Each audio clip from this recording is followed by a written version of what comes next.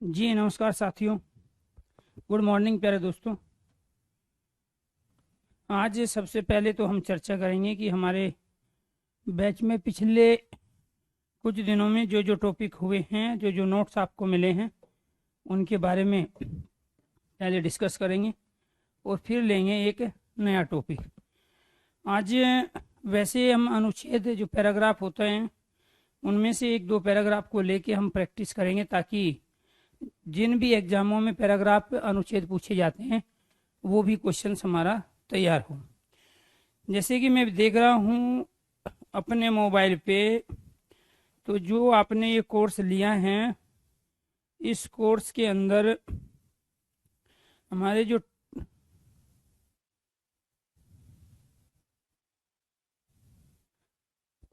जो टॉपिक हैं जो बचे हुए हैं वो कौन से हैं, जो हो चुके हैं वो कौन से हैं। तो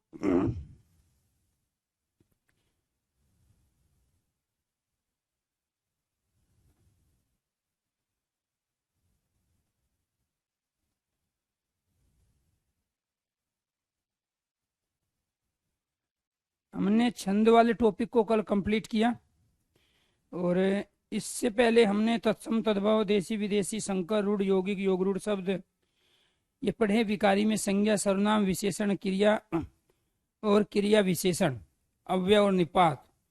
इसके बाद हमने अलंकार को लिया, समानार्थक शब्द, पर्यायवाची, वर्तनी, मुहावरे, रिक्त स्थान की पूर्ति, विलोम शब्द, विराम चिन्ह, और काव्य के तीनों टॉपिक रस छंद और अलंकार।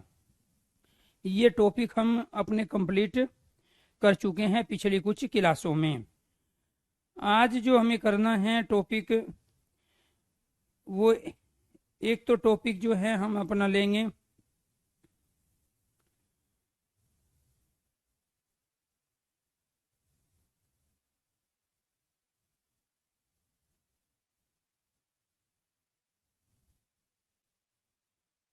जी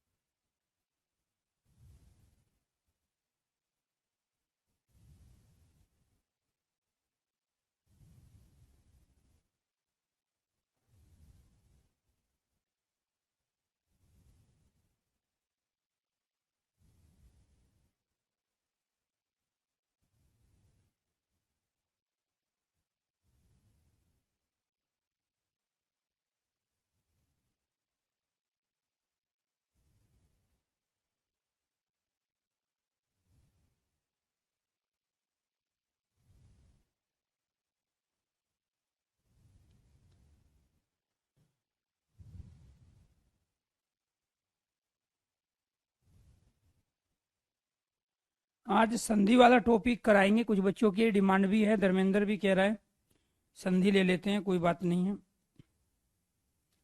ठीक, चलो जी। तो आज संधि वाला टॉपिक लेते हैं, और इस संधि के बाद में फिर टॉपिक लेंगे हम उपसर्ग और प्रत्यय। तो आज का टॉपिक हमारा है संधि। दूसरा जो टॉपिक रहेगा वो करेंगे हम,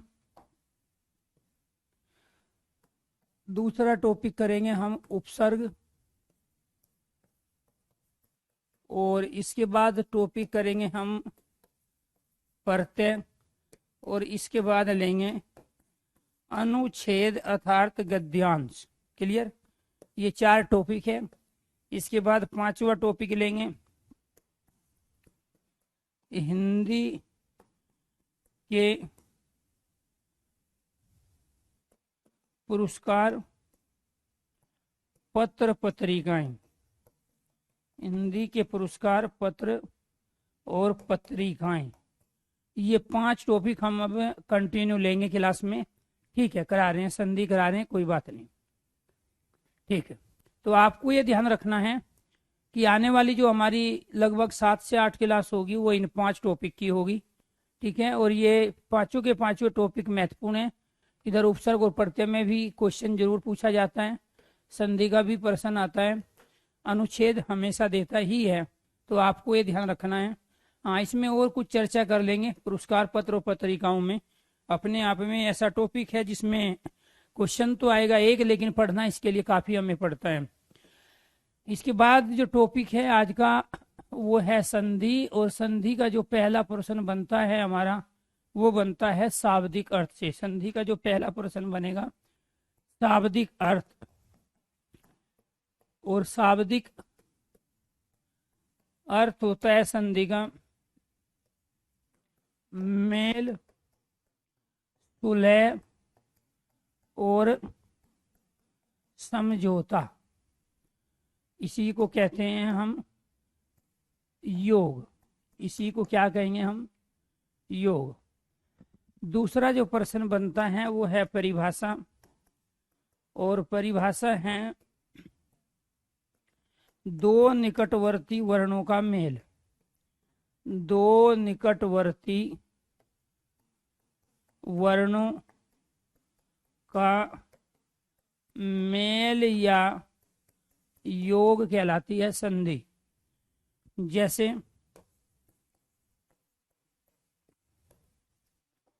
शब्द आया कार्यालय, तो कार्यालय जो शब्द बना है वो कार्य और आल्य से मिलके बना है, और इसमें से जो दो निकटवर्ती वर्ण आए, ये रे को हम ये से पहले काउंट करेंगे, और यह क्या है अपने आप में एक व्यंजन, व्यंजन में से निकाल लिया स्वर, और इसके बाद यहाँ पे आ। संधि जो होती है वो वर्णों के बीच में होती है, शब्दों के बीच में, अर्थात शब्दों के मेल और योग को हम समास कहते हैं। यहाँ दोनों से मिलके जो ये आ बना, इसी को समझौता, सुलह, योग कह रहे हैं, मेल कह रहे हैं। इन दोनों वर्णों का जो मेल है वो इस रूप में। समाज में पहले हमारे पास दो शब्द थे, एक कार्य और दूसरा आल्य। तो कार्य काम के लिए, आल्य घर के लिए हम प्रयोग करते थे। तो जो कार्य करने का घर है, जो कार्य करने के लिए जो मंदिर है, जो घर है, वो क्या कहलाया? हमारा कार्यालय। क्योंकि आल्य के दो मीनिंग है, एक में घर होता है और दूसरा होता है मंदिर। तो इन दो पुराने शब्दों में से हमने दो वर्ण लिए, और दो वर्ण लेते समय हमें इस बात का ध्यान रखना होता है कि जो पहले वाला वर्ण है उसका अंतिम वर्ण लेना होता है, और जो बाद वाला शब्द होता है उसका पहले वाला वर्ण लेना होता है। मेरे हाथ की दो उंगली हैं, अगर मुझे एक बनानी है तो इसका तरीका ये ही होगा कि पहले वाली उंगली का लास्ट वाला छोर और बाद वाली उंगली का पहला छोर आपस में मिलेगा, तब एक होगा। एक चीज इधर से आ रही है, एक आ रही है इधर से, तो इसके वाला लास्ट वाला और इसके वाला पहले वाला छोर जब आपस में मिलेंगे तब वो एक दूसरे को जोड़ पाएंगे या टकरा पाएंगे। तो यहाँ पर जो संधि हुई वो वर्णों के बीच में हुई। इसके बाद यहाँ से जो प्रश्न बनते हैं वो है संधि के कार्य। क्या है? संधि के कार्य। संधि के चार कार्य होते हैं। संधि का जो हम प्रयोग करते हैं, क्यों करते हैं इस कॉन्सेप्ट का प्रयोग? दो पुराने शब्दों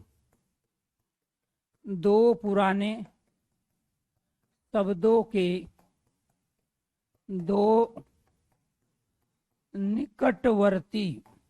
दो निकटवर्ती वर्णों के द्वारा, निकटवर्ती वर्णों के योग द्वारा नए शब्द की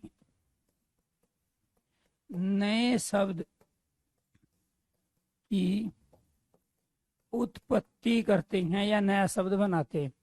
नए शब्द की उत्पत्ति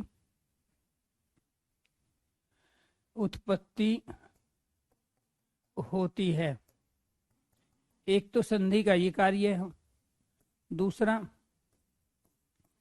पुराने शब्दों के अनुसार नए शब्द का अर्थ निर्धारित होता है। नए शब्द का अर्थ निर्धारित होता है। निर्धारित होता है। तीसरा, पुराने शब्द की संरचना को नए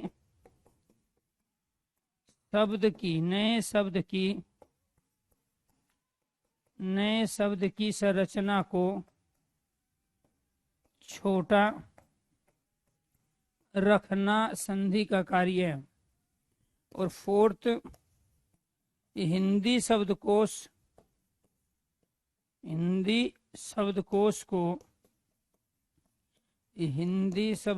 को छोटा रखने में सहायक है। तो आपको ये ध्यान रखना है कि यहाँ पर संधि के जो कार्य हैं वो 4 तरह के कार्य हैं। एक तो दो पुराने शब्द कौन से होंगे हमारे? कार्य और आल्य, ये 2 पुराने शब्द हैं। फिर क्या कह रहा है? इन 2 पुराने शब्दों के 2 निकटवर्ती वर्णों के योग द्वारा, 2 निकटवर्ती वर्णों के योग द्वारा, किसके निकटवर्ती वर्ण? ए और आ के द्वारा एक नया शब्द बना लेते हैं। और वो नया शब्द क्या है? हमारा कार्यालय। और दूसरा काम क्या है? जो पुराने शब्द का अर्थ रहेगा, कार्य का अर्थ है काम काज, आल्य का अर्थ है घर मंदिर, जो काम के लिए घर है वो है कार्यालय। क्लियर? तो जो पुराने शब्दों का जो अर्थ है वही नए शब्द का भी अर्थ होगा।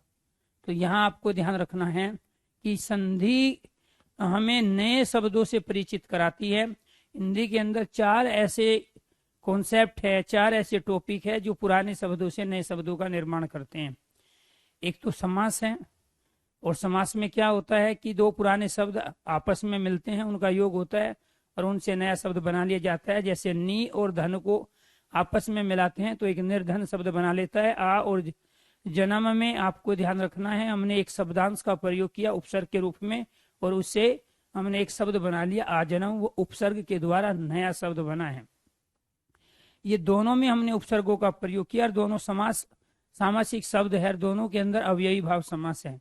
ऐसी माता और पिता दोनों को पास में लाए और एक पितरो शब्द बना लिया, तो 2 पदों के योग के द्वारा हमने एक नया शब्द बनाया। तो कहने का मतलब ये है कि उपसर्ग भी नया शब्द बनाने की प्रक्रिया का हिस्सा है, समास भी नए शब्द बनाने की प्रक्रिया का हिस्सा है, संधि भी और प्रत्यय भी। अगर हम किसी शब्द के अंत में कोई शब्दांश जोड़ देते हैं प्रत्यय के रूप में तो वो भी नया शब्द बनाता है। सुनार में इन लगाया तो सुनारिन बना लिया नया शब्द। तो उपसर्ग, प्रत्यय, संधि और समास 4 टॉपिक ऐसे हैं जिनसे हम पुराने शब्दों से नए शब्दों का निर्माण करते हैं। संधि में जो निर्माण होता है वो वर्णों के माध्यम से होता है, समास में शब्दों के माध्यम से नया शब्द बनता है, उपसर्ग में आगे शब्दांश लगा के बनता है, और प्रत्यय में पीछे शब्द के शब्दांश लगा के प्रत्यय के रूप में हम नया शब्द बनाते हैं। तो यहाँ आपको ये ध्यान रखना है, जो कंडीशन हमारी हुई वो कंडीशन ये है कि 2 पुराने शब्दों के 2 निकटवर्ती वर्णों के योग द्वारा नए शब्द की उत्पत्ति होती है संधि के द्वारा। पुराने शब्दों के अनुसार नए शब्द का अर्थ निर्धारित होता है। नए शब्द की संरचना को छोटा रखने का काम संधि करती है, और हिंदी शब्दकोश को छोटा रखने में भी सहायक है। कैसे? अब ये संधि अगर हमारे पास नहीं होती तो हम कार्य और आल्य को आपस में इस तरीके से लिखते, लेकिन संधि ने क्या किया? इस शब्द से संरचना को छोटा बना दिया इस रूप में। यानी कि यहाँ पर ये जो आ है ये ऑलरेडी इसके अंदर है, यहाँ पे काम कर ही रहा है। तो संधि का काम केवल नया शब्द बनाना नहीं है, बल्कि शब्द की संरचना को छोटा करना भी है। और दूसरा आपको ये ध्यान रखना है, जब ऑलरेडी कार्य का और आल्य का मीनिंग हमें पता है तो हमें उसके लिए डिक्शनरी खोलने की आवश्यकता नहीं है कि कार्यालय का मीनिंग क्या होगा, क्योंकि जो पुराने शब्द है उनके अनुसार तो अर्थ रखते हैं। तो जब हमें इनका अर्थ पता चल गया तो डिक्शनरी में भी ये गुंजाइश रही कि वो अलग अलग शब्दों को बताने की आवश्यकता नहीं पड़ी। अगर उसमें कार्यालय का मीनिंग दिया हुआ है तो आपको कार्य और आल्य से अर्थ लेने की आवश्यकता नहीं है। उसमें कार्य और आल्य को अलग अलग अर्थ के रूप में दिया है तो हम कार्यालय का अर्थ उससे निकाल लेते हैं। अगर संधि नहीं होती तो डिक्शनरी का आकार बहुत बड़ा हो गया होता। तो इसी वजह से हम संधि को क्या कह रहे हैं? 2 वर्णों का मेल, 2 वर्णों के बीच में सुलह, 2 वर्णों के बीच में समझौता और 2 वर्णों के योग को हम संधि कह रहे हैं। तो यहाँ पर ये ध्यान रखना है, एक तो हमारा प्रश्न बना शाब्दिक अर्थ, दूसरा डेफिनेशन, तीसरा ये एग्जाम्पल जो संधि विच्छेद पूछता है, और चौथा क्वेश्चन है हमारा संधि के कार्य, ताकि हमारे कॉन्सेप्ट समझ में आ जाए। और पांचवा जो प्रश्न है हमारा वो है संधि के भेद। संधि के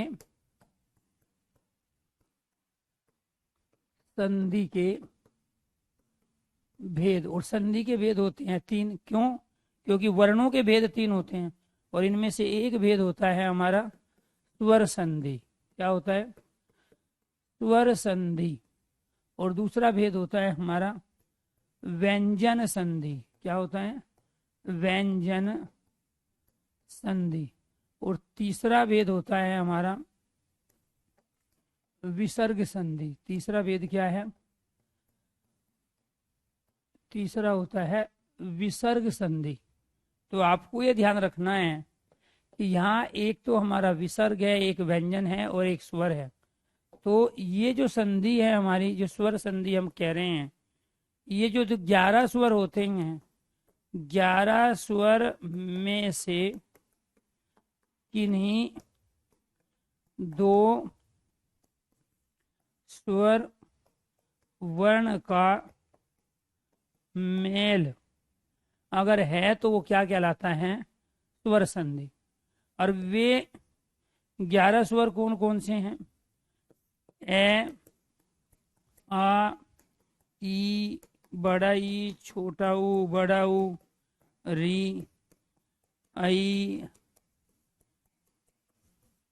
ये जो 11 स्वर है, इनमें से कोई भी दो वर्णों के बीच में अगर मेल हो रहा है तो वे सारे के सारे किसके एग्जाम्पल बनेंगे? स्वर संधि के।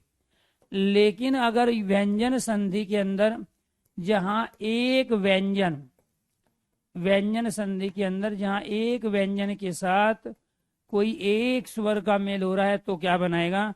व्यंजन संधि। या फिर वो दोनों के दोनों व्यंजन हो, या फिर दोनों एक व्यंजन के साथ दूसरा भी अगर व्यंजन आता है तो भी क्या बनेगा? व्यंजन संधि। और विसर्ग संधि कब बनेगा?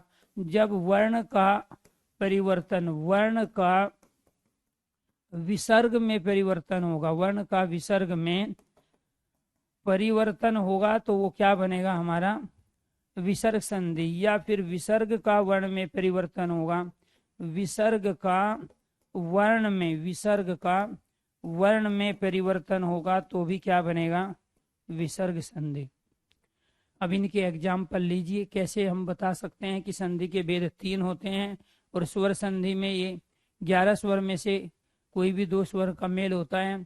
एक व्यंजन के साथ एक स्वर है तो व्यंजन संधि बनेगी। क्या एग्जाम्पल है? जब दो व्यंजन होंगे तब कौन सी संधि बनेगी? तब अब इन चारों चीजों को आप प्रूफ कीजिए, संधि के तीनों भेदों को। और खुद संधि के जो भेद होते हैं तीन, वो क्यों होते हैं?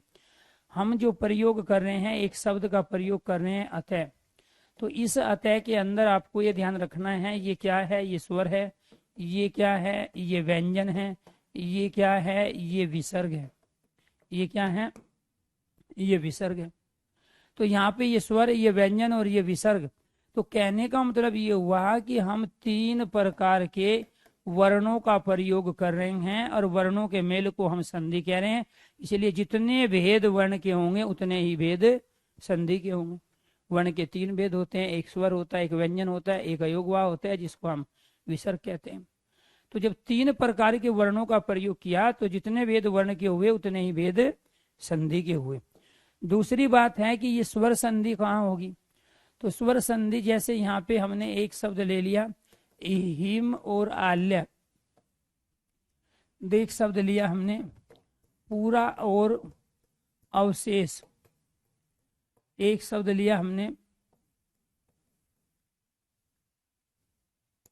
मंजूषा, एक शब्द लिया हमने रविंद्र। अब वो क्या कह रहे हैं कि कोई भी दो स्वर का मेल हो तो वो क्या बनाते हैं? स्वर संधि। कैसे? यहाँ इसमें से हमने ए ले लिया, इसमें से आ लिया, इसमें से यहाँ पे आ ले लिया, इधर हमने ए ले लिया।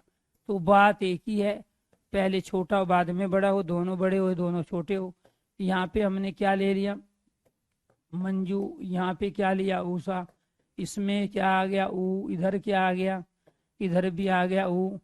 दोनों मिलके क्या बनाएगा, बड़ा ऊ। यहाँ दोनों मिलके क्या बनेगा, आ बनेगा।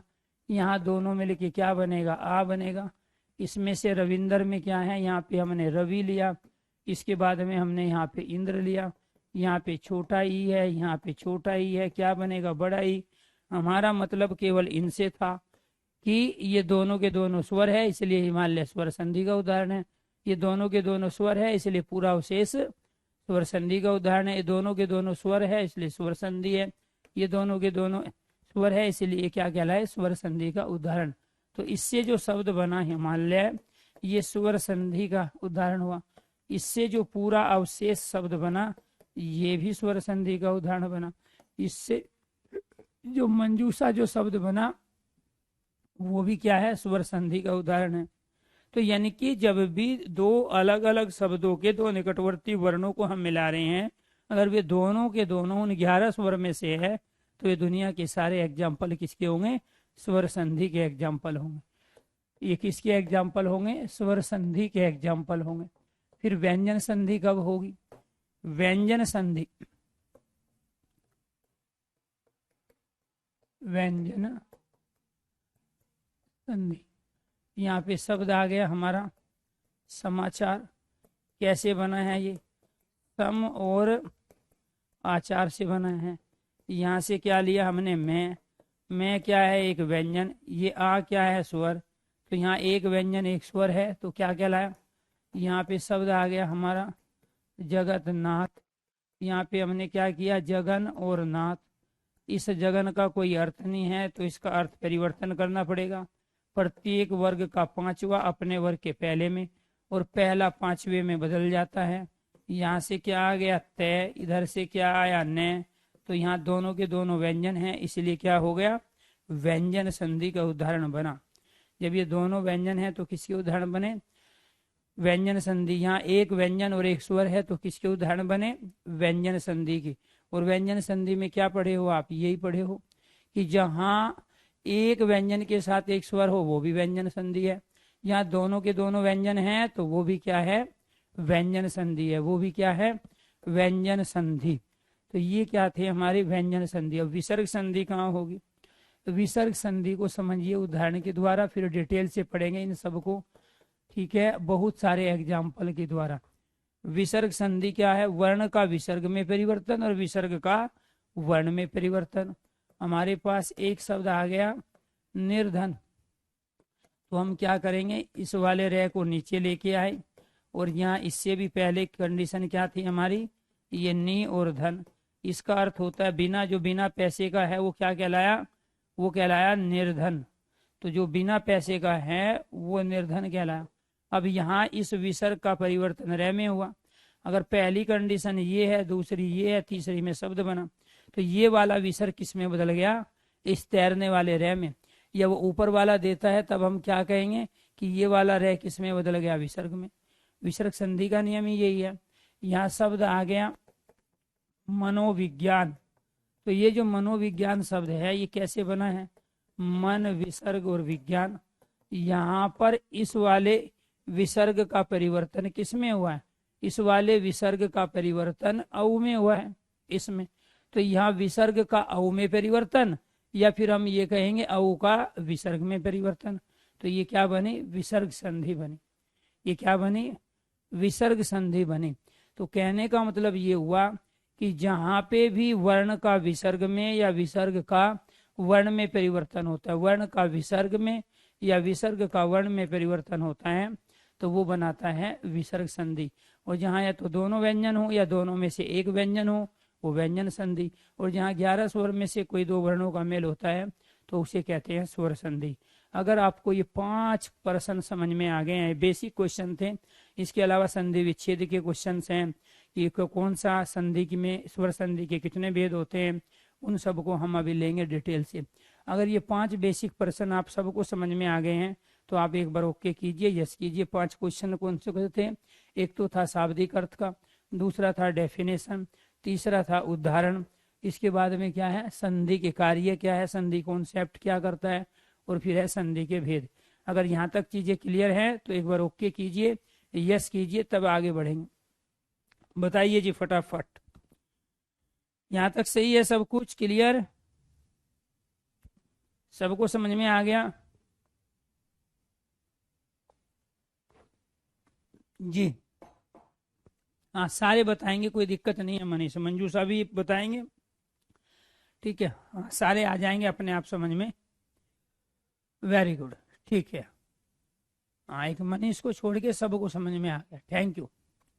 अब लो दोबारा से इनको बहुत डिटेल में चलेंगे, कम से कम 3 क्लासेस संधि की होगी, तब जाके संधि वाला टॉपिक हम कंप्लीट करेंगे। आगे देखो अब, तो यहाँ अब क्या पढ़ेंगे हम? स्वर संधि के भेद। स्वर संधि, स्वर संधि के भेद। कितने भेद होते हैं स्वर संधि के? 5 भेद होते हैं। स्वर संधि के कितने भेद होंगे? 5 भेद। एक जो भेद होता है हमारा, पहला होता है दीर्घ संधि। क्या होता है? दीर्घ संधि। क्लियर? दीर्घ संधि कहाँ होगी उसको ध्यान रखो, जहां 2 सजातीय वर्णों का मेल हो। जहां 2 सजातीय, सजातीय का मतलब एक जैसे, जहां 2 सजातीय एक जैसे वर्णों का मेल हो, वो कहलाती है दीर्घ संधि। दूसरी कंडीशन क्या है? जहां किन्हीं 2 वर्णों से, जहां 2 वर्णों के योग से, जहां 2 वर्णों के योग से आ, ई, उ और बड़ा री वर्ण, बड़ा री वर्ण बने, वो भी क्या कहलाते हैं? दीर्घ संधि। इसके बाद फिर कंडीशन क्या है? तीसरी कंडीशन ये है, यदि ए के साथ में ए आ जाए तो आ बनाएगा, यदि ई के साथ में ई आ जाए तो बड़ा ई बनाएगा, यदि ऊ के साथ में बड़ा ऊ या छोटा ऊ आ जाए तो बड़े वाला ऊ बनाएगा, और यदि री के साथ में ये छोटा या बड़ा री आ जाए तो ये बड़ा री बनेगा। और जहां किन्हीं 2 वर्णों के मेल से ये आ, ई, उ और री बनते हैं, इसी को हम दीर्घ या बड़े वर्ण कहते हैं। तो दीर्घ का अर्थ क्या होता है? दीर्घ का अर्थ, दीर्घ का अर्थ होता है बड़े वर्ण। और स्वर जो हमारे 11 होते हैं उनमें बड़े वर्ण हमारे होते हैं ये। तो ये वाले वर्ण क्या होते हैं? हमारे बड़े वर्ण होते हैं। ये बड़ा ऊ, री, ये क्या होते हैं? ये बड़े वर्ण कहलाते हैं। तो जहां भी 2 वर्णों के मेल से ये कंडीशन पैदा हो, अब मान के चलो ये आ है, ये भी आ, दोनों बड़े हैं तो भी तो आई बनाएगा। एक बड़ा ई एक छोटा है तो भी बड़ी ई बनेगा, एक छोटा ई एक बड़ा ई है तो भी यही बनेगा, एक बड़ा ऊ एक छोटा ऊ है तो भी बड़ा ऊ बनेगा। तो ये अपने आप में दोनों छोटे भी हो सकते हैं, दोनों बड़े भी हो सकते हैं, एक छोटा और एक बड़ा भी हो सकता है। तो ये क्या है? दीर्घ संधि। अब इसके एग्जाम्पल समझो दीर्घ संधि के। जैसे फॉर एग्जाम्पल हमने यहाँ एक शब्द लिया हिमालय, दूसरा लिया हमने देवालय, इसके बाद हमने लिया कार्यालय, इसके बाद हमने ले लिया दोबारा से मंजूषा। ये मनीष को समझ में नहीं आया था, मंजूषा। इसके बाद हमने क्या लिया? पूरा अवशेष। क्लियर? इसके बाद हमने लिया दयानंद, इसके बाद शब्द लिया हमने भावार्थ, इसके बाद शब्द लिया हमने दीपावली। क्लियर? अब बताइए यहाँ ये कैसे बने, किस रूप में बने हैं? इसके बाद चलो जी, अब यहाँ पर कौन से 2 वर्णों का आपस में मेल हुआ और इनका सही संधि विच्छेद क्या है? अब क्वेश्चन समझो, यहाँ से 5 तरह के प्रश्न पूछे जाते हैं। 5 तरह से प्रश्न कैसे देगा? ऐसे शब्द दे देगा और शब्द दे के पूछ लेगा इसमें संधि बताइए कौन सी है, और आपको ऑप्शन मिलेंगे स्वर संधि, व्यंजन संधि या विसर्ग संधि। तो आपका काम क्या है? पहले शब्द को ऐसी जगह से तोड़ना है, ऐसी जगह से अलग करना है जहां उनका दोनों का मीनिंग हो, कोई ना कोई भाव हो, कोई ना कोई उनका अर्थ हो। तो आपको ये ध्यान रखना है, मेरी बात सुनते चले जाओ, और जब मैं कहूँ कि कोई डाउट तो उस समय आप अपने डाउट बताना, ठीक है? क्योंकि जो आप पूछना चाह रहे हो या जो भी आप पूछ रहे हो वही चीज़ मैं आगे बता रहा हूँ आपको। तो यहाँ आपको ध्यान रखना है कि सबसे पहला काम ये होता है कि जो उसने शब्द दिया है उस शब्द को ऐसी जगह से अलग करना, ऐसी जगह से तोड़ना कि उन दोनों का मीनिंग हो, उन दोनों टुकड़ों का मीनिंग हो, दोनों खंडों का मीनिंग हो, उन दोनों शब्दों का मीनिंग होना चाहिए। क्यों? क्योंकि सार्थक शब्दों से ही सार्थक शब्द बनते हैं। अगर वो सार्थक ही नहीं होंगे, उनका अर्थ ही नहीं होगा, तो फिर उनसे कोई नया शब्द बनेगा ही नहीं।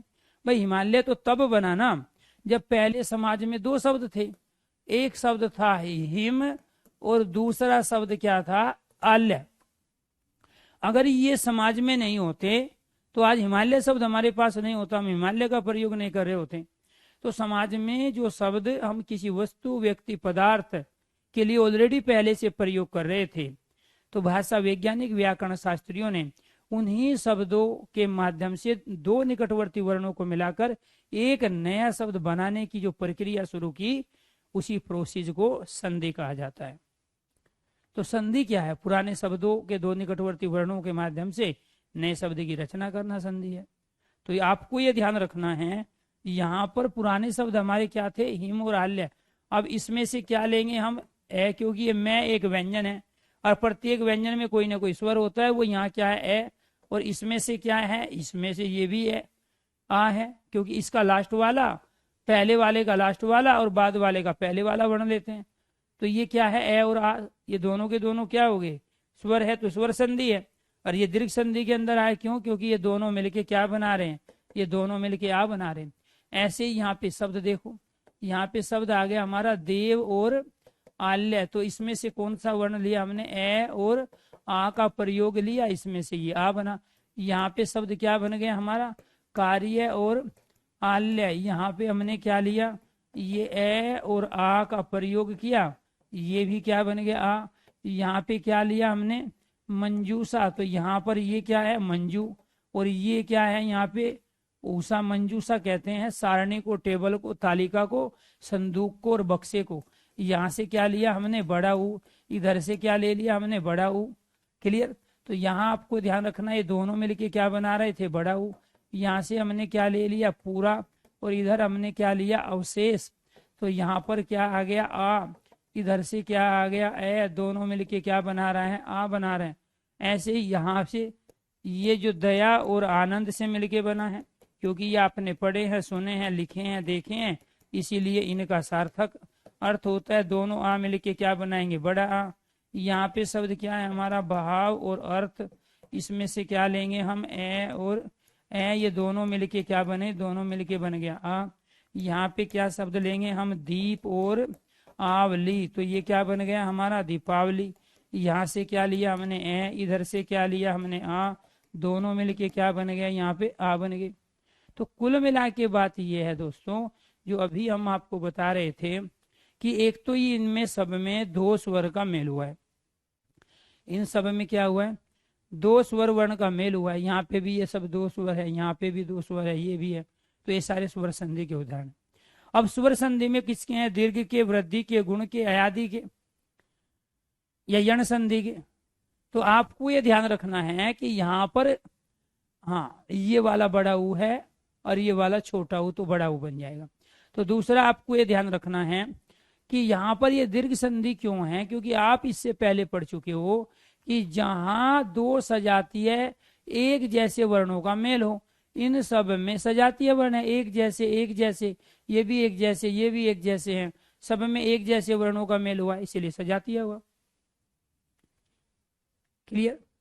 हाँ, इन जू नहीं होता है। ये जय एक व्यंजन है और जिसमें ये ऊ स्वर लगा हुआ है, और किसी भी बताओ, और ये अपने आप में उड़ता है, ये सबसे ज्यादा ये लड़का।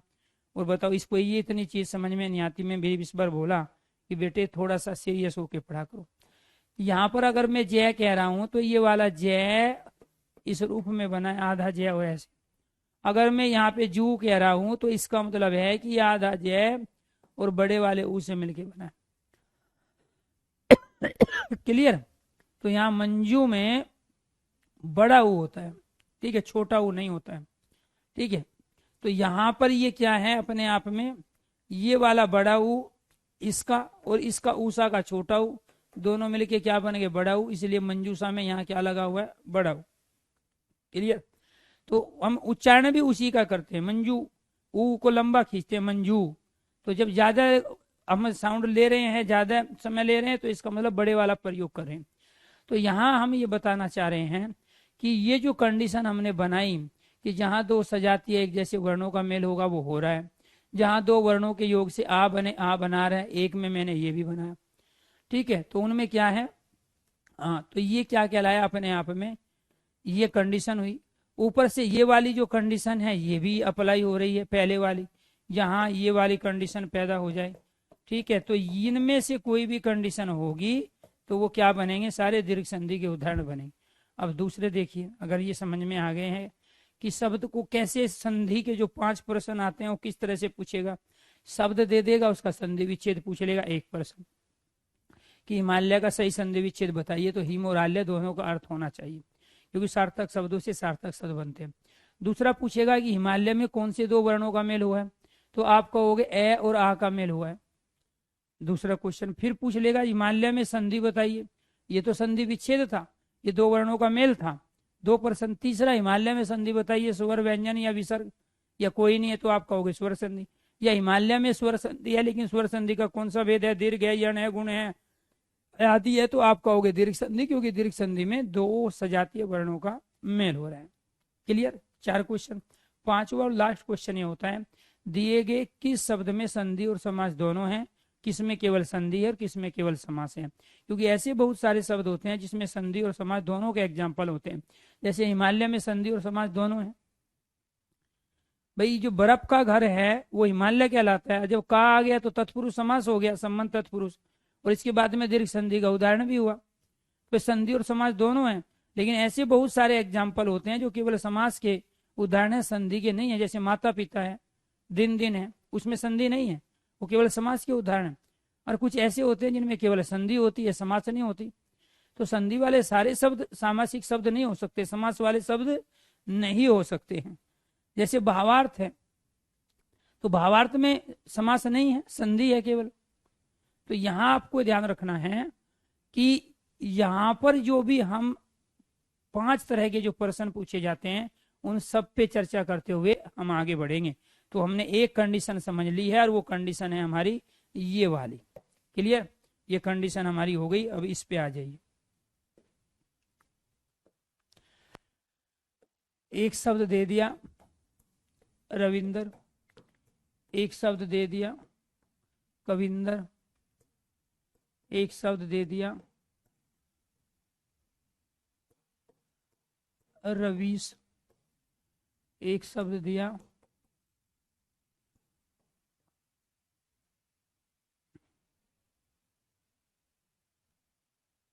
रवीश, नदीश, कपीस। चलो जी बताइए। यहीं पे लिख लेता हूं, मुनीष। अब आपको क्या करना है, बताना है इसमें से कौन सी संधि है, कौन से दो वर्णों का मेल हुआ, इसका सही संधि विच्छेद क्या होगा, और ये शब्द बने कैसे हैं, और इनमें से गलत वर्तनी कौन सी है। 1 2 3 ये 4 ये 5 और ये 6, ये 6 शब्द दिए हैं, और इन 6 में से आपको बताना है, ठीक है, कि इसमें से गलत कौन सा लिखा हुआ है, अशुद्ध शब्द कौन सा है, गलत वर्तनी कौन सी है। जी हाँ, तो इसमें से अशुद्ध वर्तनी बतानी है, इनमें से अशुद्ध वर्तनी कौन सी है। क्लियर। चलो जी, बने कैसे हैं ये देखो। रवि और इंद्र, आपको 1 2 3 4 5 6 टाइप करना है, ठीक है। आपको बताना है इसमें से गलत शब्द कौन सा है, 6 शब्द लिखे हैं, अशुद्ध वर्तनी बतानी है, गलत वर्तनी बतानी है, इनमें से कौन सी लिखी हुई है। तो ये क्या है, रवि और इंद्र, यहां से क्या आया, छोटा ही, इसमें से छोटा ही क्या बन गया, बड़ा ही बन गया। इसमें से यहाँ पे क्या आया, यहाँ पे आया कवि, इसके बाद में यहाँ क्या आया, इंद्र, यहाँ पे क्या है छोटाई, इसमें भी क्या है छोटाई, ये क्या बन गया बड़ाई। यहाँ पे क्या आया, ये है रवि, इसके बाद क्या है ये ईस है। यहाँ पे क्या आया छोटाई, इसके बाद क्या है बड़ाई। तो इसमें क्या है यहाँ पे ये है नदी, इसके बाद ये कैसे बना है ईस, इसमें से क्या आया बड़ाई, इसमें से भी क्या है बड़ाई, दोनों मिलके क्या आ गया बड़ाई। यहाँ पे क्या है कपी, इसके बाद क्या आ गया ये ईस, इसमें से क्या है छोटाई, इसमें से ये क्या है बड़ाई। यहाँ पे ये क्या है ये मुनि है, इसके बाद क्या है ये ईस है। यहाँ पे आया छोटाई, इसमें से आया बड़ाई, तो ये क्या बन गया, ये बन गया बड़ाई। तो यहाँ पर एक तो आपको ये ध्यान रखना है कि ये सारे के सारे क्या हैं, ये सजातीय है, एक जैसे हैं, एक जैसे हैं, एक जैसे हैं, एक जैसे हैं। ये सारे के सारे क्या है एक जैसे वर्ण। बना क्या रहे हैं, बड़ा ई बना रहे हैं, बड़ा ई बना रहे हैं, बना क्या रहे हैं बड़ा ई। यहाँ पे क्या है बड़ा ई, ये भी क्या है बड़ा ई। और यही कंडीशन आपको बताई भी गई है कि जहां कोई भी दो सजातीय वर्ण, दोनों छोटे दोनों बड़े, एक छोटा और एक बड़ा, ठीक है, तो आपको ध्यान रखना है मिलके क्या बनाएगा बड़ा ही बनाएगा।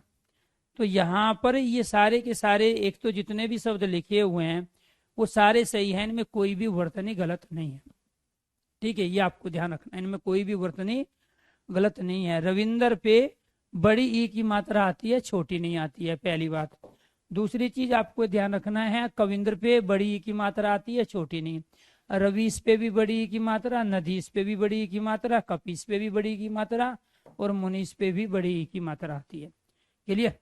और सजातीय इसी को बोलते हैं जो दोनों एक जैसे हैं, छोटा हो या बड़ा हो, ये भी सजातीय ही है, वो एक ही बात है।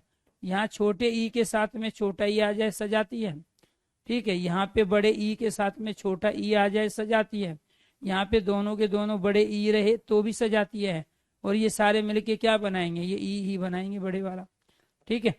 तो ये आपको ध्यान रखना है। तो सजातीय का मतलब होता है एक जैसे, उसमें छोटा बड़ा हो सकता है लेकिन एक जैसे। विजातीय क्या अलग अलग, यहाँ पे ए आ गया इधर आ गया वो, ये हुआ विजातीय। यहाँ पे ए आ गया इधर आ गया ई, ये विजातीय हुआ। तो सजातीय मतलब एक जैसे, विजातीय मतलब अलग अलग। तो ये सारे उदाहरण किसके हैं, ये सारे के सारे एग्जाम्पल हमारे दीर्घ संधि के एग्जाम्पल हैं। तो यानी कि हम संधि के माध्यम से वर्तनी भी की भी नॉलेज ज्ञात करते हैं, इस बात का आपको ध्यान रखना है, ठीक है। तो यहाँ आपको ध्यान रखना है कि शुद्ध वर्तनी का जो पता चलता है हमें वो संधि के माध्यम से ही चलता है। दूसरी चीज यहाँ पे ये ध्यान रखना, पर्यायवाची का जो ज्ञान होता है वो भी संधि के माध्यम से ही होता है।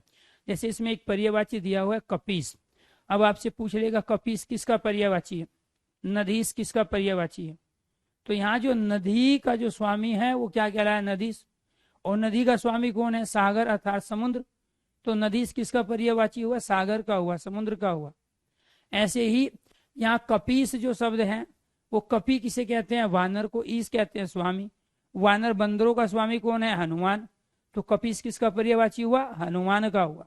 तो आपको ये ध्यान रखना है कि यहाँ पर ये जो नदीस है ये समुद्र का पर्यायवाची हुआ, और यहाँ जो ये कपीस है ये अनुमान का पर्यायवाची हुआ। तो पर्यायवाची शब्द शुद्ध वर्तनिया और पुराने शब्दों से नए शब्द बनने की प्रक्रिया को संधि ही बताती है। इसके बाद तीसरी कंडीशन देखो, यहाँ पे एक शब्द आ गया भानुदय, एक शब्द आ गया यहाँ पे वधुत्सव, एक शब्द आ गया यहाँ पे लघु उर्मी। आपको बताना है इसमें से सही कौन सा है, लघु उर्मी। अभी हमने एक शब्द लिया था यहाँ पे मंजूषा, ठीक है। इसके बाद जी बताइए कैसे बनेंगे ये सब। यहाँ पे क्या है, ये पहला है, ये दूसरा है, ये तीसरा है और ये चौथा है। इनमें से आपको बताना है सही वर्तनी कौन सी है और गलत वर्तनी कौन सी है। तो यहाँ पे क्या आ जाएगा भानु और उदय। यहाँ पे क्या आ जाएगा ये वधु और उत्सव। यहाँ पे क्या आ जाएगा लघु और उर्मी। यहाँ पे क्या आएगा, यहाँ पे आएगा मंजू और उषा। अब आपसे दूसरा क्वेश्चन ये पूछ रहा है कि इसमें से गलत वर्तनी संधि विच्छेद बताइए कौन सा है। इसमें से क्या पूछ रहा है, गलत वर्तनी। गलत वर्तनी कौन सी थी इसमें, पहले वाली। क्यों थी गलत वर्तनी, क्योंकि यहाँ बड़ा ऊ आएगा। क्यों आएगा बड़ा ऊ, भानु का छोटा ऊ और उदय का छोटा ऊ मिलके क्या बनेगा, बड़ा ऊ, इसलिए यहाँ क्या आएगा, बड़ा ऊ। यहाँ पे इसमें गलत वर्तनी कौन सी है, वधु। क्यों, क्योंकि ये वर्तनी तो सही है लेकिन संधि विच्छेद गलत है। क्यों, क्योंकि वधु पे बड़े ऊ की मात्रा आती है। यहाँ पे आएगा बड़ा ऊ, इधर से आएगा छोटा ऊ और दोनों मिलके बन गए बड़े। अब ये सही हो गए, ये बिल्कुल सही है। यहाँ पे क्या है, लघु में छोटा ऊ आया, इधर से उर्मी का बड़ा ऊ लिया तो क्या बन गया, बड़ा ऊ, इसलिए यहाँ बड़ा ऊ आया, वो भी सही है।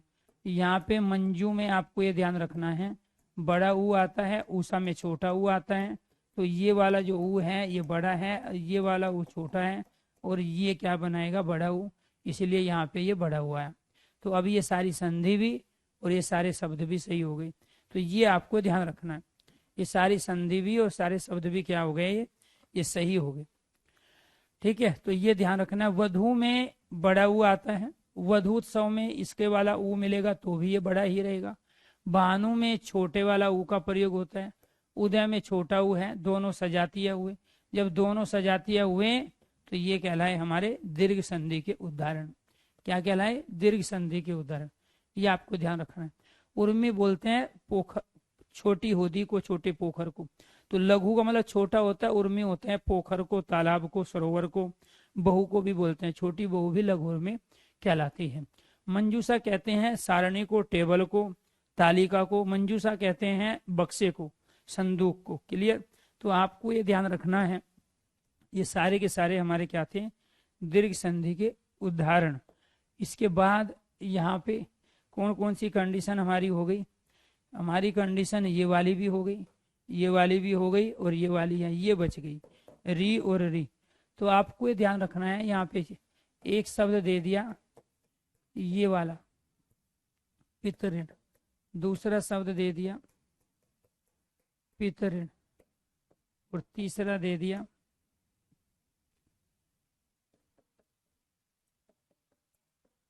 पितृण और चौथा दे दिया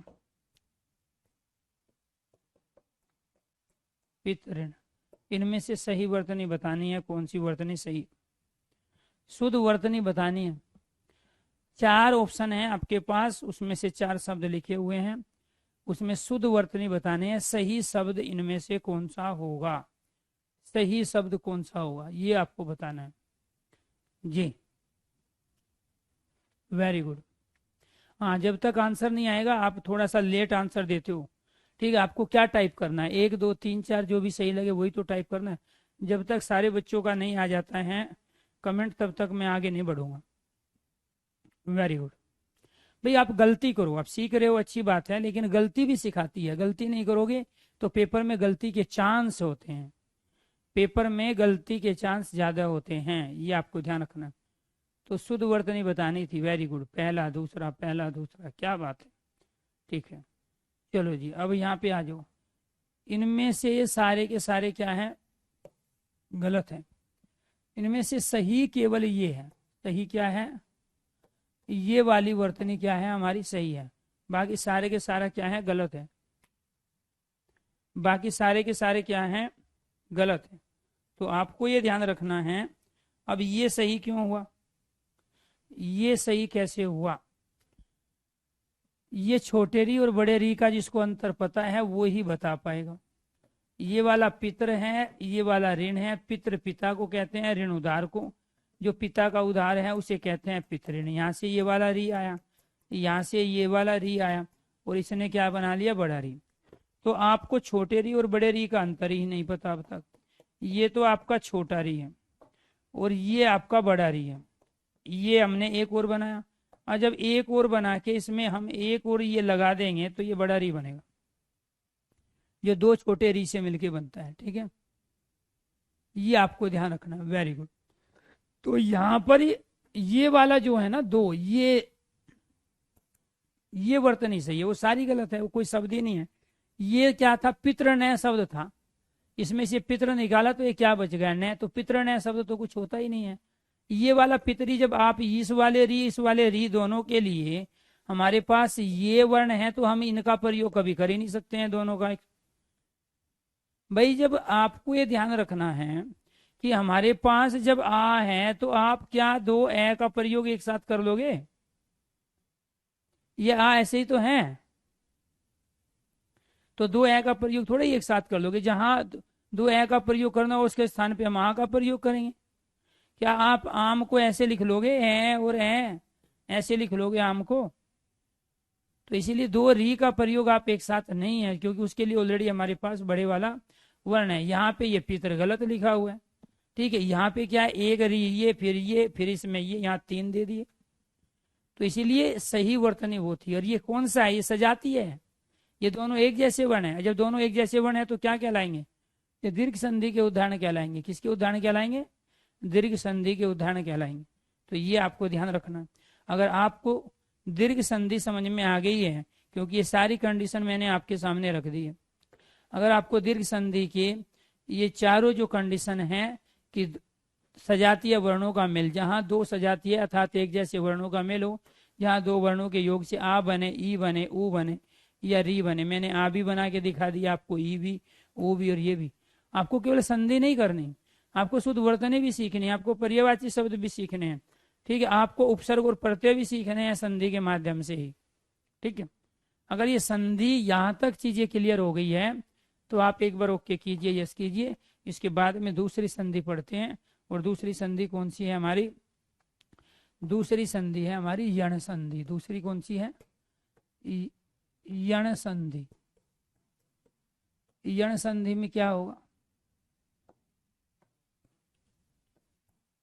यण संधि में शब्द के बीचों बीच, शब्द के बीचों बीच ये वे, ये रे वे वर्ण होंगे तथा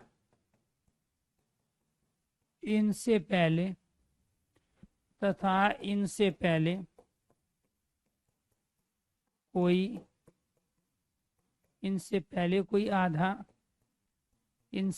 कोई आधा व्यंजन होगा तो वो क्या कहलाते हैं? यण संधि। जहां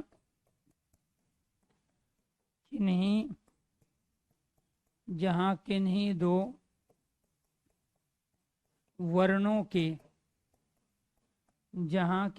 वर्णों के मेल से ये रे वे वर्ण बने, वो क्या कहलाता है? यण संधि। वो क्या कहलाता है? यण संधि कहलाते हैं। दो कंडीशन हुई। अब इनके एग्जाम्पल देखिए। यहाँ शब्द आ गया हमारा प्रत्यक्ष,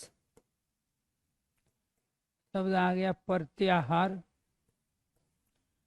यहाँ शब्द आ गया प्रत्युत्तर, यहाँ शब्द आ गया प्रत्येक। ऐसे ही यहाँ पे शब्द आ गया यद्यपि, यहाँ पे शब्द आ गया अत्याचार, यहाँ शब्द आ गया इत्यादि।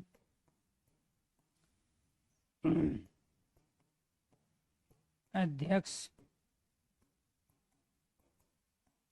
अध्यादेश। अब कोई आपसे पूछेगा कि इनमें संधि बताइए, आप क्या कहोगे? यहाँ बीच में यह है, पहले आ जाते हैं यण संधि। बीच में यह पहले आ जाते हैं यण संधि। बीच में यह पहले आ जाते हैं यण संधि। बीच में यह पहले आ जाते हैं यण संधि। इसके बाद यहाँ क्या है? बीच में यह पहले आधा दे, ये आधा दे है यण संधि। बीच में यह आधा थे यण संधि। बीच में यह उससे पहले आधा थे यण संधि। बीच में यह उससे पहले आधा है, बीच में यह उससे पहले आधा है। आपको क्या बताया गया अभी? शब्द के बीचों बीच यह वर्ण होगा तथा इनसे पहले कोई आधा व्यंजन होगा। शब्द के बीच में यह था और इनसे पहले आपको ये ध्यान रखना है आधा व्यंजन है, यण संधि हुआ। जहां किन्हीं दो वर्णों के मेल से यह बने तो वो क्या कहलाएगा, यण संधि कहलाएगा। देखो कैसे बने हैं ये, यहाँ पे ये शब्द कैसे बना, ये बना परती और अक्ष से मिलके। ये कैसे मिलके बना, ये परती और आहार से मिलके। ये किससे मिलके बना, परती और उत्तर से मिलके। और ये किससे मिलके बना, ये परती और एक से मिलके। ये शब्द कैसे बना है, ये यदि और अपि से मिलके, यद्यपि। ये शब्द कैसे बना है, ये अति और आचार से मिलके। और ये किसके मिलके बना है, ये अति और आदि से मिलके। ये किससे मिलके बना है, ये अधि और अक्ष से मिलके। और ये किससे मिलके बना है, ये अधि और आदेश। ये समाज में नहीं होते तो आज हमारे पास ये रेड कलर में लिखे हुए शब्द नहीं होते। तो समाज में ये पुराने शब्द थे, तभी इनसे नए शब्द बने। दूसरा क्वेश्चन आपसे ये पूछा जाएगा कि ये बताइए इनमें उपसर्ग क्या है। प्रत्यक्ष में उपसर्ग परति है, अत्याचार में उपसर्ग अति है, अध्यक्ष में उपसर्ग अधि है। तो संधि हमें उपसर्ग की भी पहचान कराती है, और संधि हमें शुद्ध वर्तनी की भी पहचान कराती है, और संधि हमें पर्यायवाची शब्दों की नॉलेज देती है।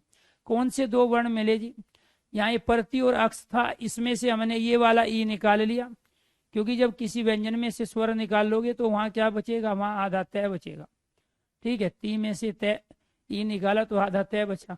यहाँ से क्या आ गया, ये ए, दोनों को मिलके क्या बन गया, ये।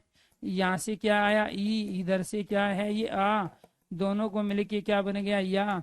यहाँ से क्या है ई, इधर से क्या है ऊ, तो दोनों को मिलके बन गया यू। यहाँ से क्या आ गया ई, इधर से आया आई, दोनों को मिलके बन गया आई। तो मैं अपने पास से थोड़ा ही बना रहा हूँ। यहाँ जो ये है वो इसकी वजह से आया, या यहाँ इसकी वजह से है, यू यहाँ इसकी वजह से है, ये यहाँ इसकी वजह से है।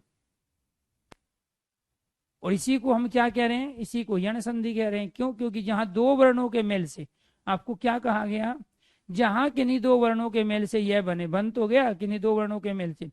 ई और ए ने यह बना, ई और आ ने या बना। अब वो यह बनाए, या बनाए, यू बनाए या ये बनाए, बात एक ही है, मात्रा ही तो लग रही, बन तो यही रहा है, यह पे मात्रा है दूसरा। तो ये आपको ध्यान रखना है कि यहां से जब इसमें से आपने ई निकाल लिया परती में से ये वाला, तो ये क्या बच गया, आधा तय बचा ना। जब अक्ष में से आपने ए ले लिया तो इधर क्या बच गया आपका, ये बचा। इन दोनों को मिलाओगे तो क्या बन गया आपका, ऐसे शब्द बनते हैं। इसमें से आपने ई निकाला तो आधा तय बचा, यहाँ आपने आ निकाल लिया, यहाँ पे हार बचा। इन दोनों को मिलाया तो यहाँ पे या बन गया। इसमें से ई निकाला तो यहाँ आधा तय बचा, इसमें से यहाँ ऊ निकाला तो यहाँ पे तर बचा, और इन दोनों को आपस में मिलाया तो यहाँ यू बना। इसमें से ई निकाला तो यहाँ आधा तय बचा, इसमें से आई निकाल लिया आपने, यहाँ कै बच गया। इन दोनों को आपस में मिलाओगे तो ये शब्द बन गया प्रतीक। ऐसे शब्द बनते हैं। क्लियर। तो यहाँ पे भी वही चीज है, इसमें से क्या आएगा, इसमें से आएगा ई, इधर से आएगा ए, ई और ए क्या बन गया, यह बन गया, ई और ए। तो यदि और अपी में तो यहाँ कहीं है ही नहीं है, तो ये इसका ई आया, इसका ए आया, भी तो यह बनाया, और ये रहा, ये जो बना हुआ है यद्यपि। ऐसे इसमें से क्या निकालोगे ई, और इधर क्या है आ, तो दोनों मिलके क्या बन गया या। कहाँ है या, ये रहा। इसमें से क्या निकाला आपने ई, इधर से आ, दोनों मिलके क्या बन गया या कहाँ है, ये रहा। इसमें से क्या निकाला आपने ई, इधर से ए, और ये ई और ए मिलके यह बन गया, तो कहाँ है यह, ये रहा। इसमें से आया ई, इधर से आ गया ये आ, ई और आ मिलके क्या बन गया या, ये रहा या। तो ये सारे किसके उदाहरण हुए, ये सारे के सारे एग्जाम्पल हुए यण संधि के, और वो भी इस वाले के, इस वाले यह के, इस वाले यह के। मैंने अभी आपको रे और वह नहीं दिखाया बना के, ठीक है, मैंने सिर्फ यह दिखाया। क्लियर। तो ये क्या है, यह। अब ये देखो आगे, चलो जी। अब यहां पर क्या है, मात्राज्ञा, पितराज्ञा, पितरादेश। कैसे बने हैं ये शब्द? यहाँ पे शब्द आ गया हमारा मात्र और आज्ञा। यहाँ पे शब्द क्या है? पित्र और आज्ञा। यहाँ पे शब्द क्या है? पित्र और आदेश, पिता का आदेश। कौन से दो वर्णों का मेल हुआ जी? यहाँ से आया हमारा री, इधर से आया आ, तो क्या बन गया रा। यहाँ से आया हमारा री, इधर से आया आ, दोनों मिलके बन गया रा। यहाँ से आया हमारा री, इधर से आया हमारा आ, दोनों मिलके बन गया रा। क्लियर? तो आपको ये ध्यान रखना है, वो रे बने या रा बने, बात एक ही है। तो ये कौन सी कंडीशन थी? ये कंडीशन थी हमारी ये वाली रे वाली कंडीशन, ये रे वाली कंडीशन। अब कैसे बनाया ये देखो, ठीक है? कुछ की समझ में तो आया, कुछ की नहीं। जब आपने इसमें से री निकाल लिया, इसमें से री निकाल लिया तो ये आधा तय बचा ना। इसमें से आ निकाला तो ये क्या बच गया? ज्ञा। री और आ को मिलाया तो ये क्या हो गया? अब इसका उच्चारण करो आप, वही बोलोगे जो ऊपर लिखा है, मात्र आज्ञा। और चूंकि इस वाले तय और रे को हम किस रूप में लिखते हैं? संयुक्त व्यंजन के रूप में। तो यहां से ये माँ आ गया और ये क्या हो गया आपका? आज्ञा। तो शब्द बन गया मात्र आज्ञा। पितर में से ये री निकाला तो क्या बचेगा? आधा तय। इसमें से आ निकाल लिया तो ये क्या हो गया? ये ज्ञा हो गया। क्लियर? तो यहाँ इसमें से आपने री निकाल लिया, इसमें से आ निकाल लिया, ये ज्ञा बचा, दोनों को मिलाया तो ये रा बना। इस वाले को हम किस रूप में लिखते हैं? इस रूप में लिखते हैं। तो ये शब्द क्या बन गया हमारा? पितराज्ञा। यहाँ पे इसमें से री निकालोगे तो क्या हो गया? आधा तय। इसमें से आ निकालोगे तो क्या बचेगा? देश बचेगा। इन दोनों को मिलाओगे तो क्या बनेगा? रा बनेगा। इसको किस रूप में लिखते हैं? इस रूप में। तो ये शब्द क्या बन गया? पितरादेश। ऐसे शब्द बनते हैं। क्लियर? ये शब्द क्या बन गया? पितरादेश। देखिए अब आगे, अब क्या बचे? वह है शब्द क्या है हमारा? अन्वेषण, स्वागत, अन्वय। अब पूछेगा इसमें संधि बताइए क्या है, तो क्या बताओगे? बीच में वह, पहले आधा व्यंजन, बीच में वह, पहले आधा व्यंजन, बीच में वह, पहले आधा व्यंजन। इसमें भी तो वही है। यहाँ क्या है?